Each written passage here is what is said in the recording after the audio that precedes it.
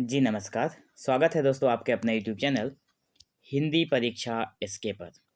तो आज की इस वीडियो में हम लोग बात करेंगे बीएचडीसी 131 के एक बहुत ही इम्पोर्टेंट और एग्जाम के दृष्टिकोण से बहुत ही महत्वपूर्ण प्रश्न उत्तर के बारे में, जो कि बीएजी कोर्स का है। ठीक है। सो बने रहें चैनल के साथ और वीडियो को पूरा ज़रूर देखें ताकि आपको पूरा का पूरा कॉन्सेप्ट समझ में आ जाए। लेकिन एक बात और मैं बता दूं, अगर आप लोगों को वीडियो की क्लियरिटी अगर अच्छी नहीं दिखाई दे रही है तो आप लोग एडवांस सेटिंग में जाकर थोड़ा अपने सेटिंग को चेंज कर सकते हैं। विजिबिलिटी क्लियर हो जाएगी। ठीक है। सो बढ़ते हैं आगे और देखते हैं कि इम्पोर्टेंट प्रश्न है, सूफी काव्यधारा पर निबंध।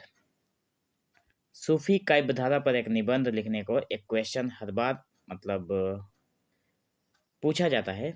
तो सूफी काव्यधारा पर एक निबंध लिखिए, ऐसा प्रश्न आता है।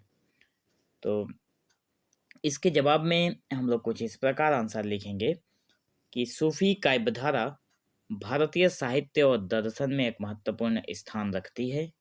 यह काव्यधारा इस्लामी रहस्यवाद से प्रेरित होकर प्रेम, भक्ति और आध्यात्मिकता का अद्भुत संगम प्रस्तुत करती है। सूफी काव्य का मुख्य उद्देश्य आत्मा की परम सत्ता से मिलन और आंतरिक शांति की प्राप्ति है। यह काव्यधारा ईश्वर से प्रेम को सर्वोच्च मानती है और धार्मिक सीमाओं से परे आत्मिक एकता की बात करती है। दरअसल यहाँ पे कहा गया है कि सूफी जो काव्यधारा थी वो भारतीय दर्शन में है, साहित्य में एक महत्वपूर्ण स्थान रखती है। और ये काव्यधारा जो है वो इस्लामी रहस्यवाद से प्रेरित है। रहस्यवाद का मतलब हो गया जो चीज़ें अभी तक रहस्य बना हुआ है, जैसे अगर आत्मा शरीर से निकल कर जाती है तो कहाँ जाती है, ये भी एक रहस्य है। ऐसे तो सभी जानते हैं कि स्वर्ग में जाता है और नर्क में जाता है, तो ये सारी चीज़ें रहस्य में आ जाती है। तो आगे कहा गया है कि रहस्यवाद से प्रेरित होकर ही ये प्रेम, भक्ति और आध्यात्मिकता की ओर इसका संगम हुआ। आगे बताया गया है कि सूफी काव्य का मुख्य उद्देश्य जो होता है वो आत्मा की परम सत्ता से मिलन, मतलब आत्मा का परमात्मा से मिलन होता है, और आंतरिक मतलब भीतरी जो शांति होती है वो होती है, शांति की प्राप्ति करनी होती है। यह काव्यधारा जो है ईश्वर से प्रेम को सर्वोच्च, मतलब यह काव्यधारा ईश्वर से प्रेम करने को ही सर्वोच्च मतलब सर्वोत्तम और सबसे श्रेष्ठ मानती है, और धार्मिक सीमाओं से परे आत्मिक एकता की बात करती है। मतलब धार्मिक मान्यताओं को छोड़कर आत्मा को एकत्र करने की बातें कहती हैं। आगे है, सूफी काव्य का उदय जो हुआ इस्लाम के रहस्यवाद इस्लाम के रहस्यवादी सूफी विचारधारा के साथ हुआ, जिसमें ईश्वर की अनंतता और प्रेम को केंद्र में रखा गया। बताया गया है कि इस्लाम का जब मतलब विचारधारा जो उदय हुआ था वो ईश्वर की अनंतता, मतलब ईश्वर का जो है वो कोई रूप नहीं है, अनंत रूप है, और उसके प्रेम को ही केंद्र में रखा गया है। सूफी जो संत हुआ करते थे उनका मानना था कि ईश्वर की प्राप्ति किसी बाहरी कर्मकांड या धार्मिक अनुष्ठानों के माध्यम से नहीं, बल्कि प्रेम और भक्ति के माध्यम से ही संभव है। सूफी जितने भी संत हुए उनका मानना था कि बाहरी किसी भी कर्मकांड को कर कर, पूजा पाठ करके आप भगवान की प्राप्ति या फिर ईश्वर की प्राप्ति नहीं कर सकते। कोई भी आप धार्मिक अनुष्ठान करा लो, आप ईश्वर की प्राप्ति नहीं कर सकते अगर आपके अंदर भगवान के प्रति, ईश्वर के प्रति अगर प्रेम नहीं है, भक्ति नहीं है तो। ठीक है। आगे बताया जा रहा है सूफी संतों के द्वारा कि इस प्रेम में आत्मा का समर्पण सर्वोपरि होता है और यह किसी एक धर्म या संप्रदाय तक सीमित नहीं होता। बताया गया है कि ये जो प्रेम है वो आत्मा का पूरी तरह से समर्पण होता है, और ये किसी एक धर्म को मान्यता प्रदान नहीं करता है। चाहे किसी भी धर्म का व्यक्ति हो, वो अगर सच्चे मन से, सच्चे हृदय से अगर ईश्वर की भक्ति करता है तो वो मतलब ईश्वर की प्राप्ति कर पाएगा। आगे बताया गया है कि सूफी काव्य की विशेषता उसकी सरल और सहज भाषा होती है, जो आम जनता को भी आसानी से समझ में आती है। सूफी जो काव्य थी उसकी जो सहजता थी वो बहुत ही सहज और सरल थी, जो कि किसी भी व्यक्ति उसे, कोई भी व्यक्ति उसे समझ सकता था। इसमें रहस्यवाद और भक्ति का गहन चित्रण होता है। सूफी जो काव्य होते हैं उनमें बताया गया है कि भक्ति और रहस्यवाद का गहन चित्रण होता है। सूफी कवियों ने अपनी रचनाओं में प्रतीकों और बिंबों का प्रयोग कर ईश्वर के प्रेम की गहराई को व्यक्त किया है। मतलब जितने भी सूफी कविगण हुए उन्होंने अपने कविताओं में या फिर अपनी रचनाओं में प्रतीकों और बिंबों का उन्होंने प्रयोग किया। प्रतीक और बिंब का मतलब हो गया कोई ऐसे उदाहरण को पेश करना जो कि उस रचना के हिसाब से मेल जोल खाता हो। ठीक है, वे अक्सर माशूक अर्थात प्रेमी और महबूबा अर्थात प्रेमिका के रूपक का इस्तेमाल करते हुए इस प्रेम को मानवीय संदर्भों में भी प्रस्तुत करते हैं। वो हमेशा दो चीज़ों को उदाहरण में लेते हैं, जैसे हम लोग नायक नायिका बोलते हैं, इन्हीं चीज़ों को इस्तेमाल करते हुए प्रेम को जो मानवीय संदर्भ होता है उनमें ये लोग प्रमाण मतलब उसको प्रस्तुत करते थे। लेकिन सूफी काव्य में प्रेम सांसारिक ना होकर आध्यात्मिक होता है, जिसका लक्ष्य आत्मा का ईश्वर से मिलन है। साफ साफ बताया गया है कि यहाँ पे प्रेमी और प्रेमिका, नायक और नायिका की बात की जा रही है, लेकिन इसमें कहा गया है कि सूफी काव्य जो होता है वो सांसारिक प्रेम की बातें नहीं करता है, वो ईश्वर से आत्मा को परमात्मा से मिलाने की बात करता है। आगे बताया गया है जो कि कुछ सूफी गण हुए। ठीक है, आगे कहा गया है कि सूफी कवि और उनकी रचनाएं। कुछ ऐसे सूफी कवि हुए और उनकी रचनाओं के बारे में भी हमें टिप्पणी में हम लोग या फिर निबंध में हम लोग लिख सकते हैं। ठीक है, तो कहा गया है कि सूफी काव्य धारा में कई महत्वपूर्ण कवि हुए जिन्होंने इस विधा को समृद्ध किया। मतलब सूफी काव्य धारा को इन्होंने समृद्ध बनाया, मतलब पूरा सर्वश्रेष्ठ बनाया। उनमें थे हजरत अमीर खुसरो। हजरत अमीर खुसरो जो थे वो थे, बुल्ले शाह थे वो भी हैं, बाबा फरीद हैं, सुल्तान बाहू हैं और कबीर जैसे कवियों ने इस धारा को आगे बढ़ाया। मतलब कबीर, मतलब ये सारे कविगण हैं जिन्होंने इस काव्य धारा को, सूफी काव्य धारा को इन्होंने आगे बढ़ाया। इनमें से कई कवि भक्ति और सूफी विचारधारा का संगम प्रस्तुत करते हैं।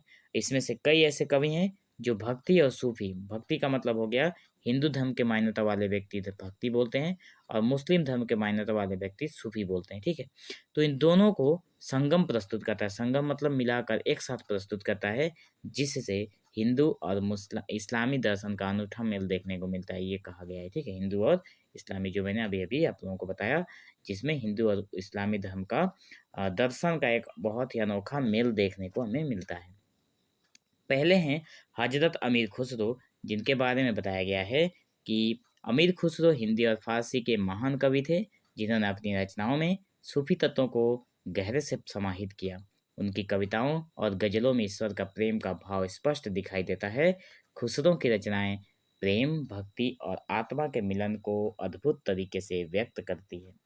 आगे बताया गया है यहाँ पे जो कि हजरत अमीर खुसरो थे, उनके जो रचना थे या फिर उनके बारे में जब बताते हुए यहाँ पे कवि मतलब यहाँ पे निबंध में हम लोग लिख सकते हैं कि हिंदी और फारसी के ये महान कवि थे।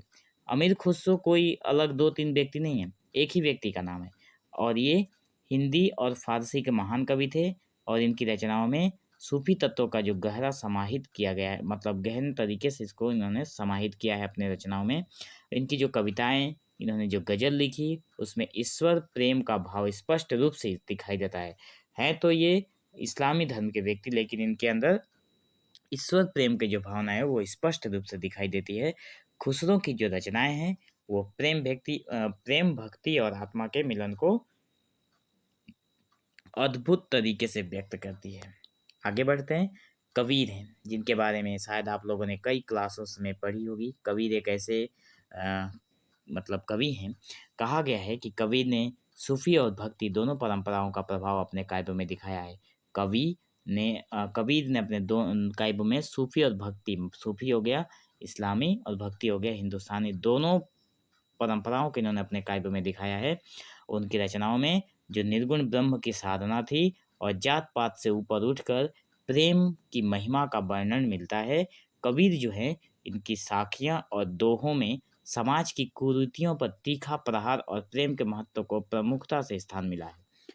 कबीर जो है वो समाज की कुरीतियों पर तीखा प्रहार करते थे अपने साखियों के माध्यम से। ठीक है, और प्रेम का एक मतलब इन्होंने ईश्वर प्रेम या फिर प्रेम का जो महत्व था उसे इन्होंने अपने काव्य में जगह दिया। बुल्ले शाह जो थे, उन्होंने क्या कहा कि पंजाब के प्रसिद्ध सूफी कवि बुल्ले शाह ने अपनी कविताओं में ईश्वर के प्रति प्रेम और मनुष्य के आत्मिक विकास को प्रमुखता से प्रस्तुत किया। इनका मानना है या फिर इनका जो कहना है वो है कि पंजाब के ये रहने वाले थे और इनका नाम था बुल्ले शाह। ये ईश्वर के प्रति प्रेम और मनुष्य के भीतर जो आत्मिक विकास है, मतलब आत्मा का जो विकास करना था, उसको इन्होंने प्रमुख रूप से प्रस्तुत किया अपने रचनाओं में।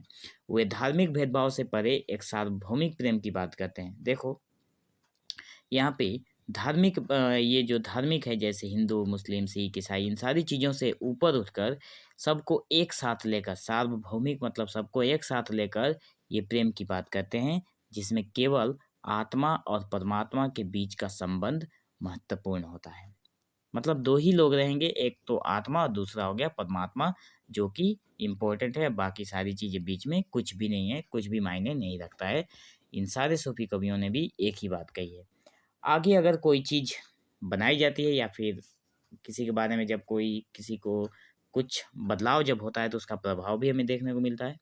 तो कहा गया है कि सूफी काव्य का जो प्रभाव था वो कैसा था? सूफी जो जब काव्य लिखे गए तो उसका प्रभाव किस प्रकार था? तो आगे है कि सूफी काव्य ने भारतीय समाज, साहित्य और संगीत पर गहरा प्रभाव डाला, बिल्कुल डाला है। तीनों चीज़ों पर, समाज में भी, साहित्य लेखन में भी, साहित्य में भी और संगीत पर भी सूफी का गहरा प्रभाव रहा है। जैसे अमीर खुसरो थे, हज़रत अमीर खुसरो ने संगीत पर भी रचनाएँ और संगीत बहुत सारे संगीतों का भी इन्होंने वर्णन किया और आविष्कार भी किया है।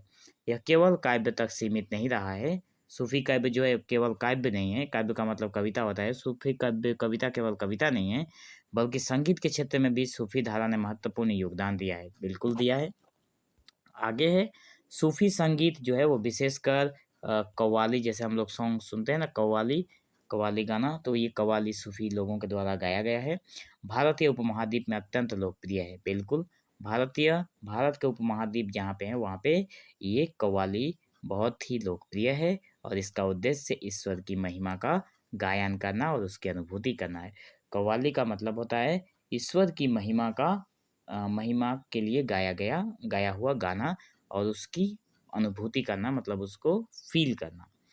साहित्यिक दृष्टिकोण से सूफी काव्य ने भारतीय साहित्य को एक नया दृष्टिकोण प्रदान किया। इसमें मानवता, प्रेम और भाईचारे का संदेश दिया गया है।